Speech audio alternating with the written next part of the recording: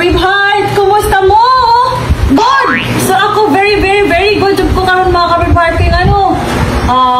Naatay mga bisita mga Ka-Braveheart. Came from DA National. Bakit andito kayo, ma'am?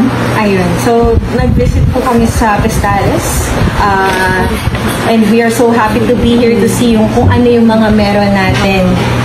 Make sure na dumalo kayo pag nandito kayo sa Argao City. Siguro ititake ko na rin yung opportunity to thank DE Regional Field Office 7, kay Nico, kay Ma'am Sheldon Victoria for assisting us and referring and recommending Pestales Agricultural Fund. Thank you so much. Thank you po. Wow! So, stay tuned for later ganap mga Ka-Braveheart kay as said, isa tayo sa napili nila na gawa ng write-ups and then maano din tayo sa radio station nila. So, watch out later mga Ka-Braveheart. Laban, Braveheart ako. Mga charot! So, there you have it mga Ka-Braveheart. See you again next time. Bye-bye! Bye! Mwah! Ganyan na. Bye-bye! Thank you! Thank you po. Ang dami niyang vlog na. Salamat po. That is our product. Thank you so much po. Thank you so much po. Ang dami niyo po hinanda para sa akin. Balik mo. Sa Bisaya. Thank you so much po.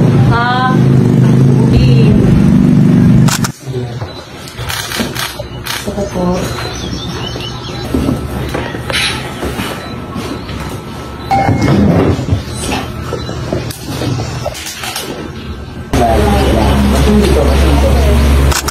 How did you determine na ito yung lupa? I mean, may nag-scout dun sa foundation, ito yung... Naghanap po kami. So, nagsabi lang yung foundation, bibigyan nila kami ng at least 10 hectares. And then, wala kami makitang 10 hectares, sobrang layo, walang source of water.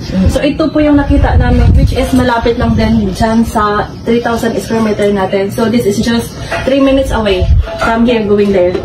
So, mas maganda kasi last time ang layo eh.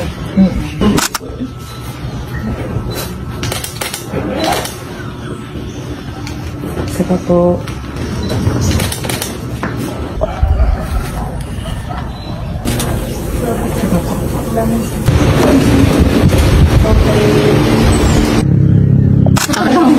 Ang mga ragtaro po. Oo, tapos may food pa yan sila. May lunch, may Rizal. Opo. Siya po kasi yung chief ng namin, ma'am. Parang counterpart ng Bidang Information sa Central Office. Rapis, siya po yung chief.